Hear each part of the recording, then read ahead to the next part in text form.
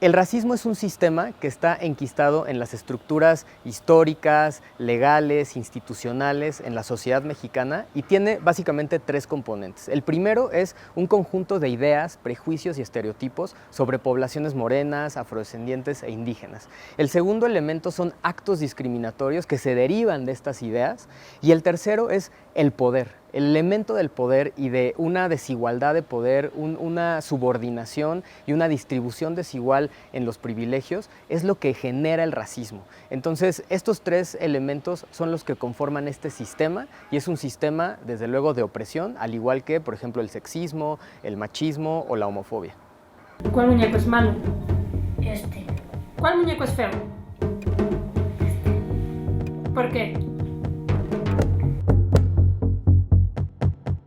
En este país la pobreza tiene un tono de piel, que es el tono de piel moreno, y la riqueza tiene un tono de piel, que es el tono de piel claro. Entonces, mucho tiempo pensamos que no, porque yo, en mi hipótesis, es que nos duele, ¿no? Como mexicanas y mexicanos nos duele aceptar que hemos ejercitado el racismo o que hemos sido depositarios de ese racismo, ¿no? Entonces, creo que ahora es mucho más evidente y más difícil de negar.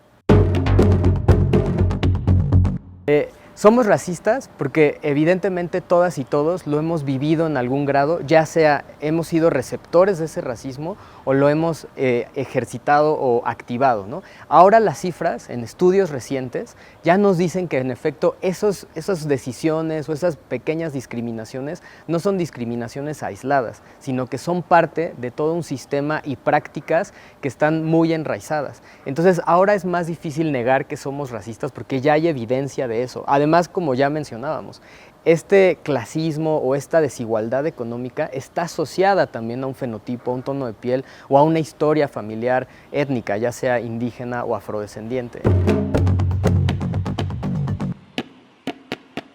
México es un país muy desigual, con problemas estructurales de siglos, ¿no?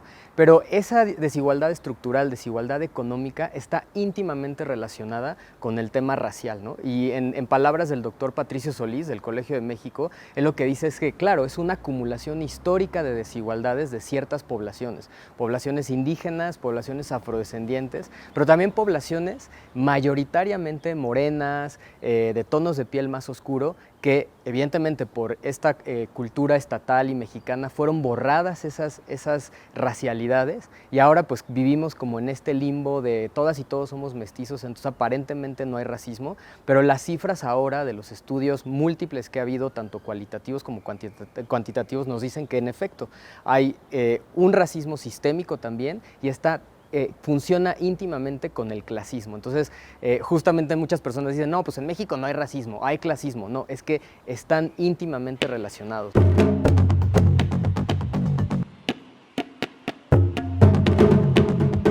Normalizamos el racismo a tal grado que, por ejemplo, es normal ver publicidad solo con personas de tonos de piel claros, con cierto fenotipo más europeo, es muy normal, ¿no? Lo normalizamos a tal grado que cuando vemos a una persona que no entra en este canon de belleza, decimos, ¿qué onda, no? ¿Qué pasó?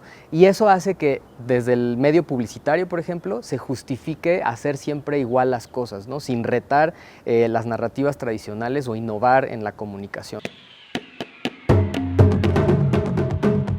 Otra es, por ejemplo, cuando vamos en la calle y asumimos que la persona que vemos, si es una persona racializada, indígena o afrodescendiente, y estamos en la noche, entonces nos cambiamos de acera o asumimos que esa persona, por tener esa racialidad, ese tono de piel, es delincuente o es pobre, y entonces ese tipo de cosas, pensamientos pequeños o sesgos inconscientes son muy naturales, ¿no? Lo difícil es expresarlos y decirlos, ¿no? Y justamente estamos en una época donde ya está eso saliendo a la luz y tenemos que aceptar que eso lo hemos vivido históricamente, ¿no?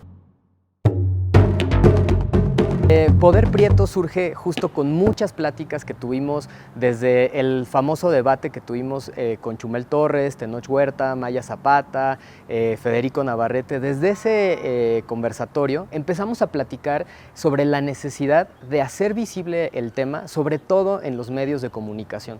Y estas conversaciones siguieron, hicimos varias campañas después, otros conversatorios, hasta que decidimos generar este movimiento de personas no solamente de los medios de comunicación, comunicación, aunque sí mayoritariamente, pero también otras organizaciones antirracistas, personas académicas, en fin, una serie de personas que nos unimos en este movimiento para poner el dedo en la llaga y decir, sí somos personas racializadas, no necesariamente indígenas, no necesariamente afrodescendientes, sino de la mayor parte de la población de este país que tenemos piel morena y que hemos vivido de alguna u otra manera el racismo, ¿no? Y en específico el objetivo era que buscar mayor representación en medios de comunicación, porque al estar desde luego Yalitza, Tenoch, Maya, Horacio García Rojas, Cuautli Jiménez, personas muy influyentes en la industria cinematográfica, el primer objetivo es aumentar la representación de personas racializadas y sobre todo que esa representación sea digna sin caer en estereotipos. Que metan a nominar a una pinche india que dice,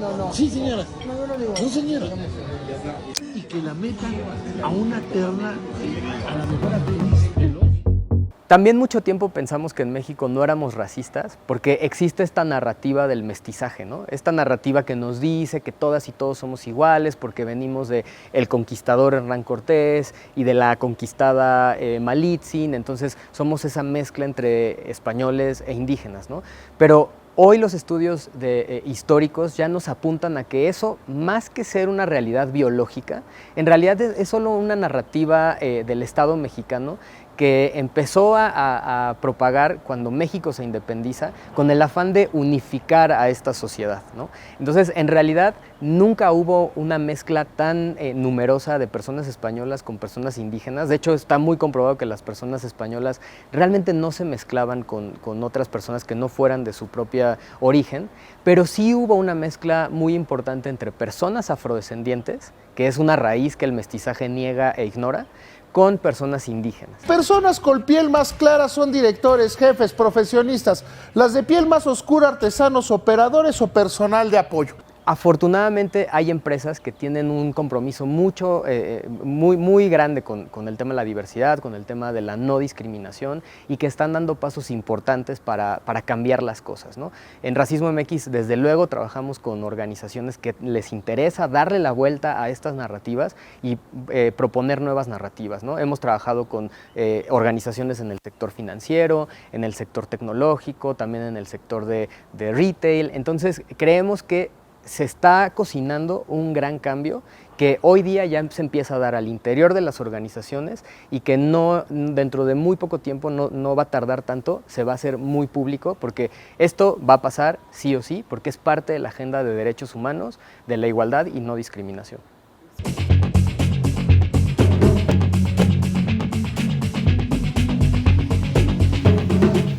Sí, me han pasado cosas muy fuertes y he tenido 2 o 3 descalabros muy duros. En México hay gente muy abierta, pero también hay gente muy cruel.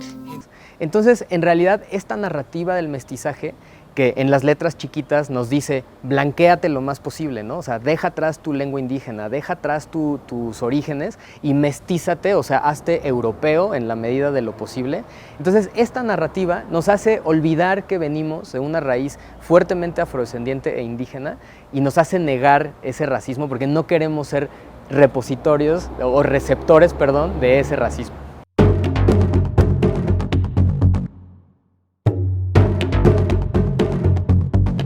Bueno, el primer lugar es tolerar la incomodidad que genera hablar de racismo. O sea, hablar de racismo genera incomodidad, ya sea por haber sido persona racializada y que sea doloroso aceptar que hemos vivido racismo, pero también al ser una persona blanca, quizás el sentir culpa por tener privilegio, pues no ayuda en nada. Tenemos que tolerar esos sentimientos y pasar a la acción.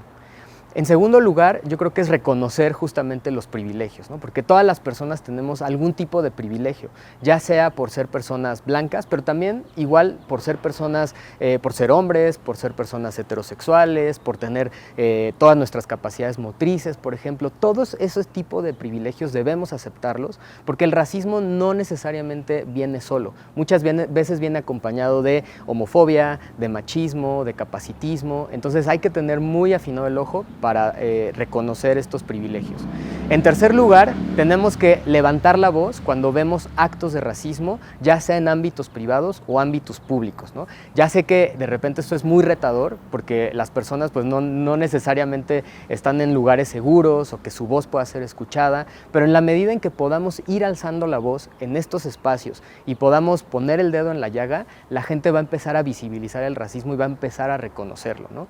En cuarto lugar, yo diría romper el silencio y poner un alto cuando escuchemos narrativas racistas, especialmente en el humor, ¿no? Muchas personas se escudan en el humor como decir, bueno, como soy comediante puedo decir casi lo que sea, ¿no? Sin entender que el humor, muchas veces la función social es justamente tirarle al poder y no tirarle a las personas que históricamente han sido discriminadas. Entonces, replicar estas narrativas racistas disfrazadas de humor, pues también es una práctica racista. Y en quinto lugar y más importante, el antirracismo es reparación.